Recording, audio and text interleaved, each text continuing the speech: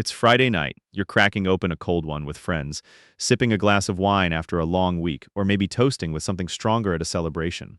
Alcohol is everywhere. Parties, rituals, dates, even some religions. It loosens us up, brings people together, and honestly, makes life a little more fun. But have you ever wondered how the heck did ancient humans discover this stuff? Who was the first person to drink something fermented, feel that warm buzz, and think, whoa, I need more of that? Today, we're uncovering the wild, accidental, and surprisingly ancient story of alcohol. From primates getting buzzed on rotten fruit millions of years ago, to the first intentional brews, to massive beer economies that helped build civilizations.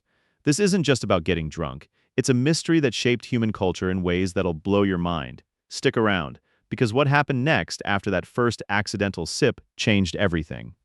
Let's dive in.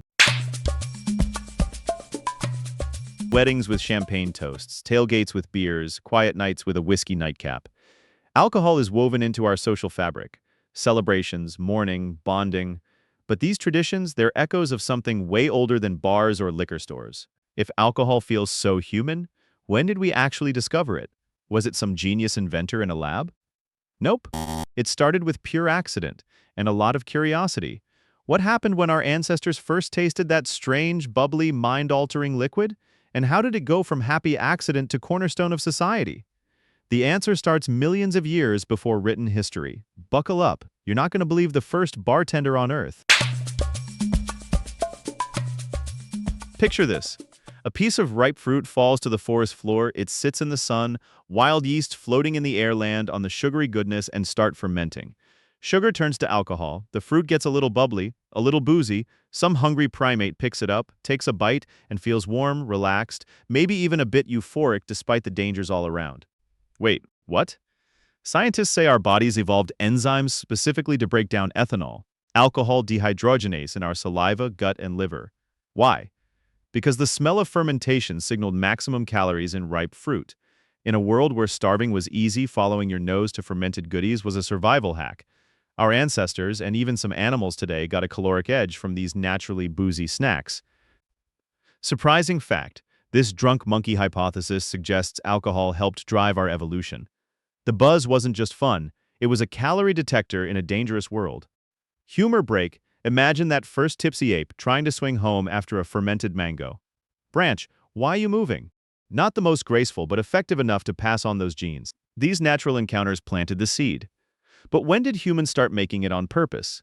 It happened way earlier than farming in some places, and it might have even helped invent agriculture. Around 13,000 years ago, still deep in hunter-gatherer times, we see the earliest solid evidence of humans intentionally making alcohol. Picture a group of Natufians in what's now Israel, near Reykjavik Cave. They're processing wild grains in stone mortars carved into the cave floor. They mash barley or wheat, maybe add some water, let it sit. Yeasts do their magic. Boom, early beer. Residues show they were brewing for ritual feasts, possibly to honor the dead. This predates widespread farming. Wait, what?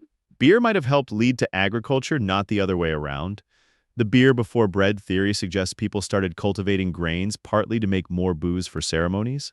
Then around 9,000 years ago in Jiahu, China, we hit the jackpot. The oldest confirmed alcoholic beverage. Chemical analysis of pottery jars reveals a mix of fermented rice, honey, and hawthorn fruit, or grapes.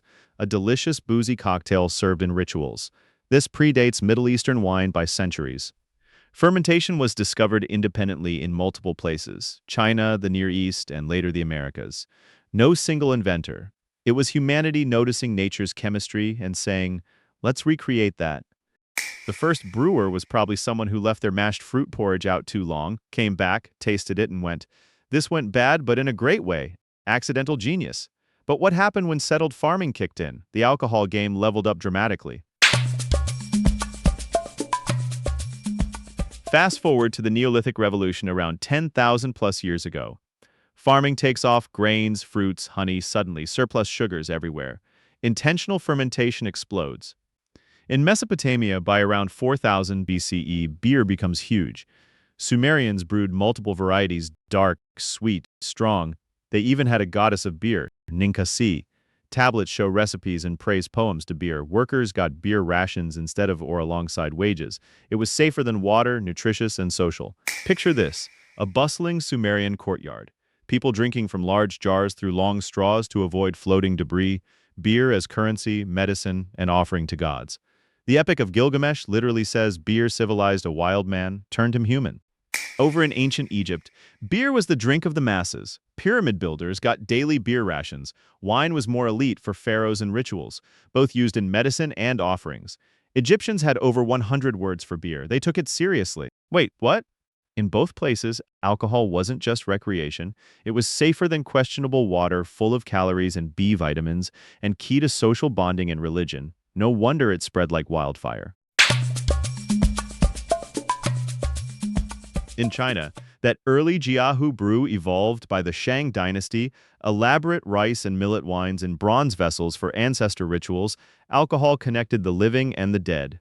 Jump to ancient Greece. Wine reigns supreme. Dionysus, the god of wine, embodies ecstasy and chaos. Symposia, elite drinking parties, mixed wine with water. They thought straight wine was barbaric. Poetry, philosophy, and deep conversation. But it could get wild. Rome took wine global. They spread vineyards across their empire. Wine symbolized civilization. Rich folks had massive cellars. Everyone drank it, but they also had beer in some regions. Greeks and Romans often diluted wine heavily, sometimes 1/3 or more with water. Their wine was weaker than modern stuff, but consumed in huge quantities. Another zinger, some ancient beers were flavored with weird stuff like dates, herbs, or even psychedelic plants.